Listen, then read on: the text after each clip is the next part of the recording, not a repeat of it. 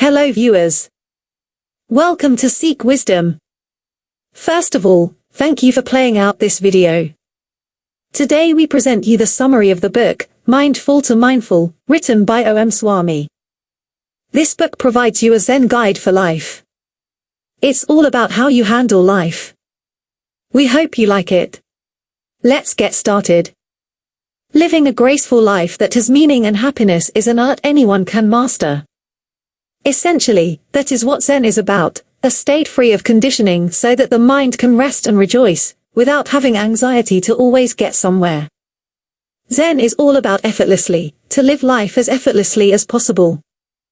Life is here, now.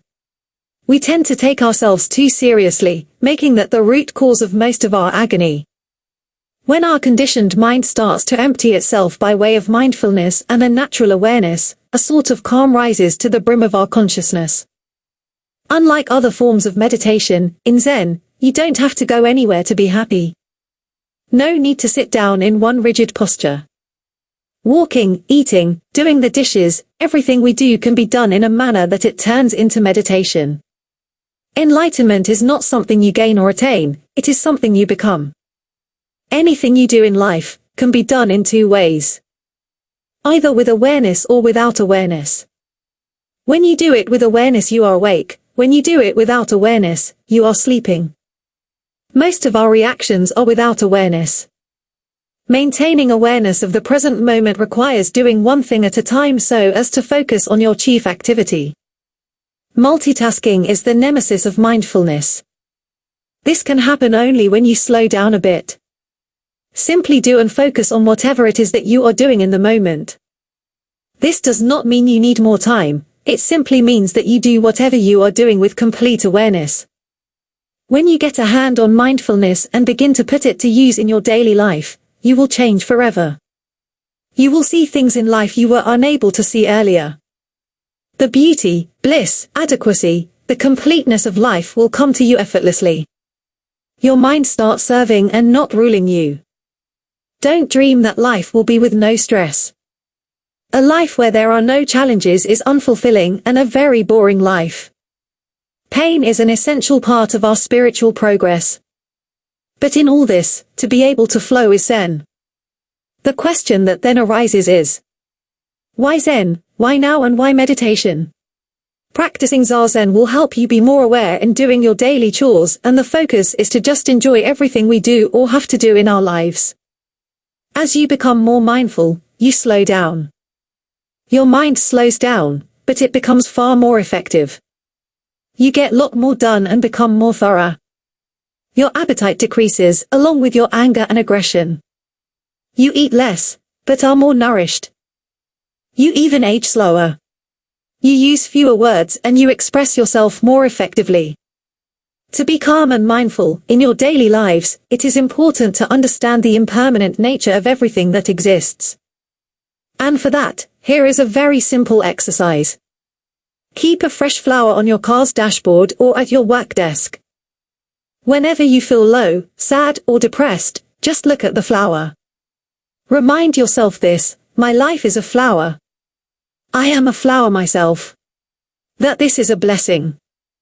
Whatever I have now, if I don't take care of it or value it, if I am not grateful for it, it will be taken away from me.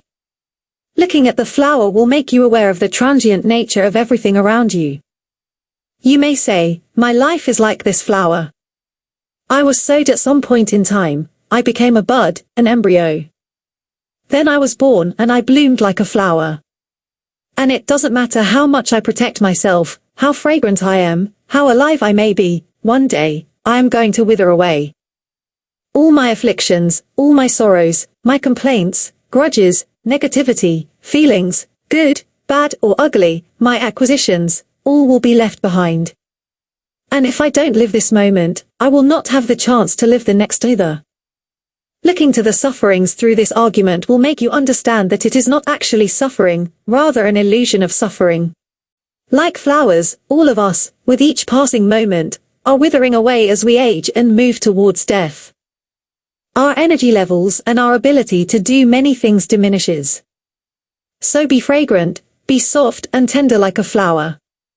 One good way to start is to learn to sit quietly and maintain your center awareness, or practice Zazen.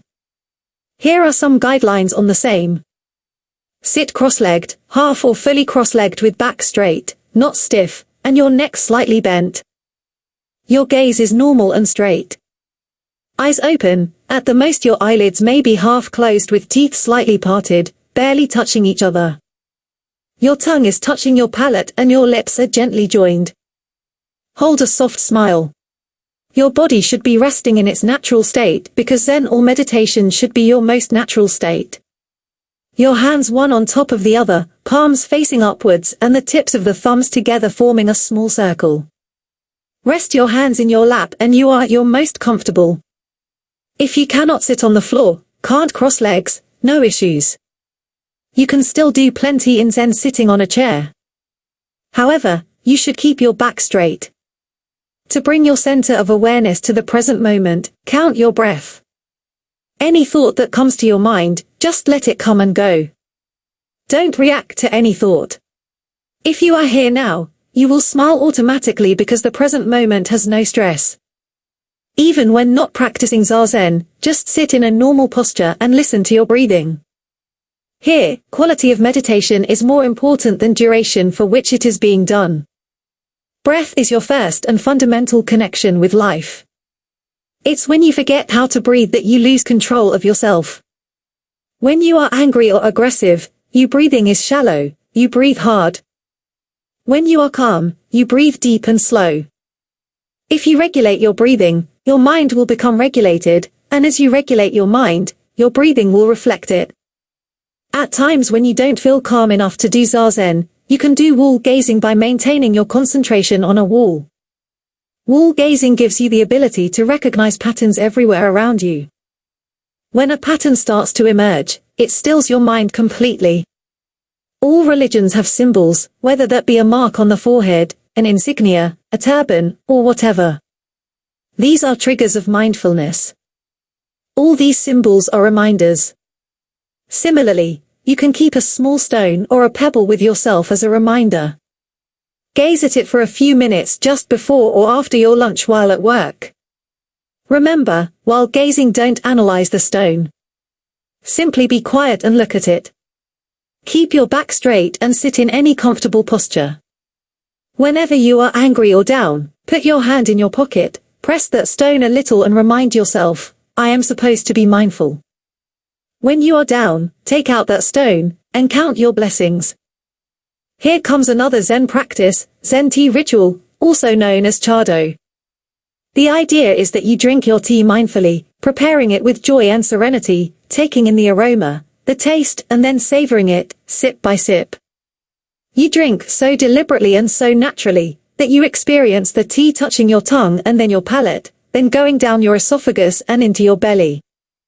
Drinking mindfully brings you in the present moment. While doing this, don't listen to the news for 5 minutes, or read the newspaper, no need to take phone call. All of that can wait. Have an offline time every day. Turn your phone off or put it on flight mode or disconnect the data for half an hour. You can also meditate while lying down. The principles of meditation remain the same, you listen to your breathing, inhalation, exhalation. It's a good way to fall asleep, which also improves the quality of your sleep. Next comes Kinhin, also known as walking meditation. Think of it as mindful walking.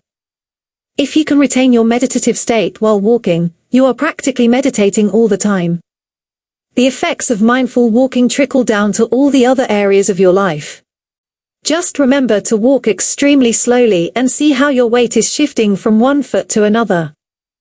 What you really have to understand about meditation is, there is nothing to understand. It is not knowledge you acquire. If we are going to take our thoughts and emotions seriously, as if they are real, it is then natural that we'll experience more pain and suffering. On the contrary, when you are mindful and remind yourself that just because your mind is talking doesn't mean you have to listen to it. It helps you to quickly transcend the restive tendencies of the mind. Comparing yourselves with others, you fill your life with pleasures, but it makes you feel emptier. Because measuring our own happiness based on what others have is a terrible way to size yourself up. It is far more meaningful to compare yourself to your past. If you are doing better than before, you are progressing. Still, have you ever thought, what is all this rushing about for? We work hard to get better homes, gardens, better cars, expensive things, but have no time to enjoy. We have filled our emptiness of life, not with beauty or bliss but discontentment. The truth is we are fundamentally discontent with what we have. And if you are not content, you cannot be happy. It's better to be small, niche player and be good at what you do. Bear in mind that growth is an illusion. In the end, none of this will matter. If you keep that in mind, most things in life will not bother you. For this, you have to learn to sit quietly and be in the present moment. This mindfulness of our world leads to what Buddha called the perfection of wisdom. Nirvana or moksha is simply a matter of perspective. If you can eat when you are eating, if you can sleep when you are sleeping, you are a liberated soul. You are enlightened. When you don't let go of your grace and goodness, irrespective of the circumstances, you are being divine. Next comes emotional hygiene. Every day is a new day. We brush our teeth, put on fresh clothes and so on. But we are not mentally fresh if we are carrying the emotions from past. Nobody has become better, stronger, or wiser, or experienced peace by harboring negative emotions in their hearts. Today, many people are suffering from diseases because of the stuff they have been carrying around inside them. Life's problems will never end. Difficult people will always be in your life, as will challenges. The best thing you can do, at least in the present moment, is leave these other people behind. When you are thinking about somebody negatively, you are simply causing yourself grief. The other person does not even know you are thinking about them. So, when you find yourself bothered by thoughts of somebody, ask yourself, as I am spending my time thinking about that person, does he or she even know? If it is not, then what's the point? Hear how you can practice this. Let's pile up all the stuff in our minds. Emotions, grudges, complaints, confessions, resentment, anger and jealousy by writing down the names of the people you feel negatively about, and the negative emotions associated with those names. The more detailed and thorough you are, the better. After you've finished writing, fold the paper, hold it in your hands and sit peacefully.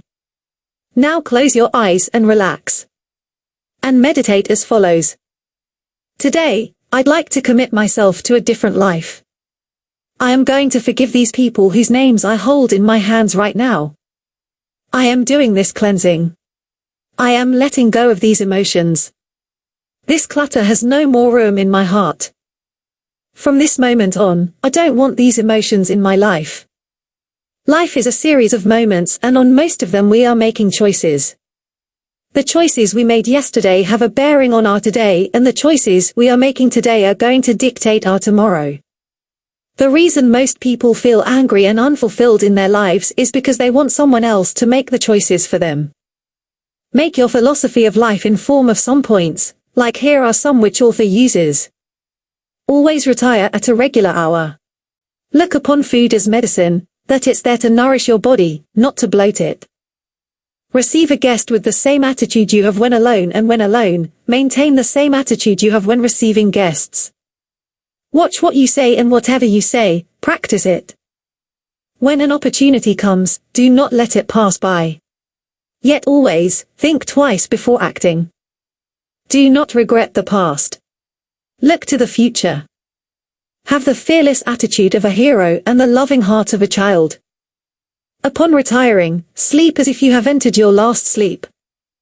Upon awakening, leave your bed behind instantly as if you had cast away a pair of old shoes. Walking the path of meditation by simply meditating is only the beginning of Zen. There are 4 core virtues. If you want to lead your life a certain way, you must be equally serious about instilling those virtues in your daily life. First is compassion. Random acts of kindness fill our hearts with love, they make us warm inside. Compassion, however, should not be confused with charity. The act is not about giving. If someone speaks badly to us and we don't reply the same way but with politely, that is also compassion. That is also the path to nirvana because you have liberated yourself from the behavior of another person as well as your own impulses. When we hurt others or say hurtful things to them, their depressing energy bounces back. The hurt invariably returns to us. Compassion is your first line of defense against any negative emotion. So, be careful with the words you choose. The more compassionate you are, the easier it is to adopt and practice the second divine virtue in your lives. Second virtue is humility. Without humility, even a little success, name, fame, some spiritual attainment can get to our head very quickly. If you are humble, the person in front of you will undergo a subtle transformation. Humility is not a display of diplomacy. It is a sense of being where the person next to you has as much right to life and dignity as anyone else. Third virtue is discipline. The more disciplined your life, the greater is your freedom. Indeed, discipline is freedom. When you have a list of things to do, tackle the most obnoxious, difficult thing in the morning, and get it over with. The rest of the day will go on beautifully. If you can control your day, you can also control your life. You will feel more confident and productive. Postponing an essential task adds to our fatigue and saps our willpower. Discipline along with will to persist can make any realistic goal attainable. Coming to the fourth virtue, forgiveness. Most of us lead burdened lives because of the baggage we carry. And the only way to drop that emotional baggage is by forgiving yourself and others. Forgiveness, above everything else, heals us. No matter who the offender may be, forgiveness is essential if you want peace and sanity back in your life. If it is peace and inner calm you are looking for, then there is no way other than practicing these core virtues in your life. Now, let us introduce you to 4 principles of Zen. If you follow these principles, you are on the right track. First is to sit quietly. Zen is just about being present in the moment and, more importantly, living with awareness. It takes as little as 10 or 15 minutes each day. Blaise Pascal once said, all of humanity's problems stem from man's inability to sit quietly in a room alone. Keep your eyes half closed. Breathe naturally through your nose. Enjoy breathing. When you feel distracted, don't worry. Don't feel frustrated or irritated. Simply listen to your breathing again, feel your breath. If you do it daily, it will get into your bones and will become your second nature, eventually becoming effortless. The more mindful effort you put in, the quicker you will reach that stage of effortlessly. Sitting quietly is a marvelous break for your mind. Next principle is care for your body. Your body is your first point of contact to do anything in life. It is a temple. No meditation is possible without a sound body. If you are not exercising and not eating and sleeping well, you are not taking care of your body. You have a duty, care for your own body as you would for your society. You can skip your meditation on some days if you have to, but don't skip your exercise. Be regular with it. Sleep well and enough. Eat well and not too much. Here are a few guidelines regarding diet. Drink hot water. Just by drinking hot water, you can take care of many of the problems of allergies, congestion or sinusitis. Cut down on dairy products except cottage cheese, or paneer being high in protein and ghee, or clarified butter, high in good fat. Next principle is learn to handle pain. Only if we can learn to handle pain can we begin to see the beauty of life. The more self-centered you are, the greater the pain you feel. If you observe happy people around you, you'll see they are generally quite altruistic, eager to help others and live with compassion. Most days will be painful days, accept that. There are 4 kinds of pain in our lives: painful thoughts, painful emotions, painful actions, and painful words. Keep in mind that your thoughts are just thoughts. They are not your life. Take up something bigger than yourself. Then you will become big. It will help you grow. You can start with something small like volunteering in a hospital. The point is simple: One easy way to handle your pain is to help someone else handle theirs. When you make a difference to someone's life, nature will make a difference to your life. Next principle is practice nonviolence. Nonviolence doesn't just mean abstaining from physical violence, but also refraining from violent words, thoughts, and feelings. Your life has a life of its own. If you love, value, and protect it, it would want to be with you. But if you are going to hurt it, it will fly far, far away from you. And when your own life moves away from you, nothing in the world can make you happy then. Life is frightened and hurt when you shoot arrows of jealousy, complaints, and selfishness. So, be kind, be gentle, and the swan of life will come alive in your hands. If you deal with life compassionately, gratefully, and delicately, you will discover that it's every bit as beautiful and that it belongs to you wholeheartedly. To conclude this video, answer to the question, why are you hurting me? Life begins with, why are you hurting life? Don't hurt what you want to keep. If you want to keep it, that is. No violent thoughts. No violent emotions. No violent words.